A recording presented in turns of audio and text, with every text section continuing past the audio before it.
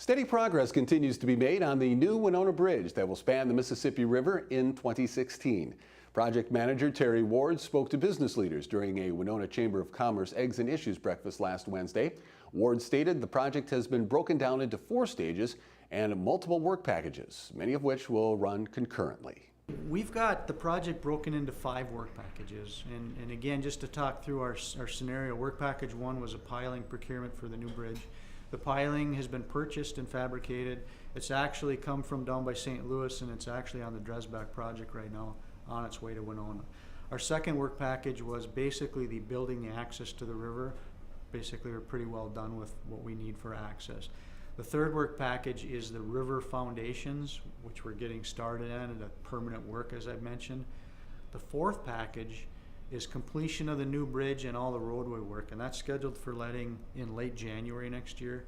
And then the fifth package is the rehab and reconstruction of the existing bridge and then all the site work, and that's scheduled for letting fall to late 2015. So in terms of work packages, we're 1 and 2 pretty well done with. Work package 3 we're getting started. We're still doing design work on 4 and 5, so there's a lot of construction going on, but still a lot of design work going on. With work on the river access points nearing completion, attention has now been turned to construction of cofferdams for the bridge footings and piers. So yeah, we switched gears now, and we're actually doing the start of permanent work out on what we call Pier number 11. We're putting a frame, a large steel structure frame, so that'll help us as we come put in our sheeting for our cofferdam. And again, that's really the start of permanent work on the project. The cofferdam will extend well below the river bottom. Ward said that is the first step in construction of the bridge pier. So we'll drive our sheeting down, and the next thing we'll do is we'll actually excavate down as far down as we need to put concrete.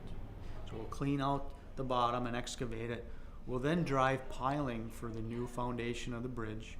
And after we drive piling, we'll then pour what we call a seal. It's just a kind of a sacrificial concrete area that seals up the bottom from the hydrostatic pressure of the river.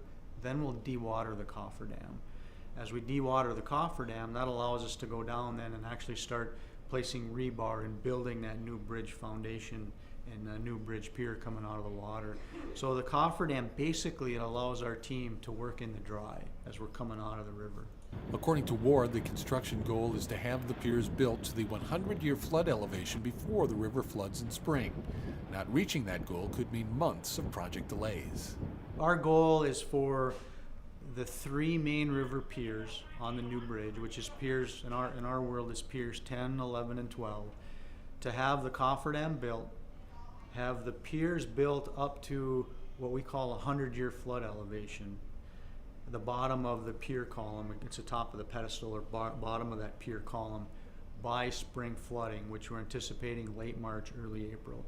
So in the coming months, we'll build our cofferdam, and then people may not see much work because we're down deep, below the river elevation coming out of the ground. But by next spring, again, piers 10, 11, 12, if we have those up to 100-year flood elevation, if the river does flood, as long as it doesn't get up to 100-year, which is a 1% chance, we can continue on with our work. That's one of the main reasons why our schedule has been built around going quickly, getting construction started this year, and getting up and out of harm's way. If the floods that happened this spring happened while we were trying to work on our cofferdams and get those piers up, it easily could have delayed the project 3 months, if not longer. And that's time you just don't get back in your construction schedule. So to finish the new bridge by fall of 2016, again, it's critical that we complete our goal of getting those up and out of harm's way by spring flooding. Construction will be on both riverbanks, working towards the middle. So how do you ensure everything ends up in the correct location?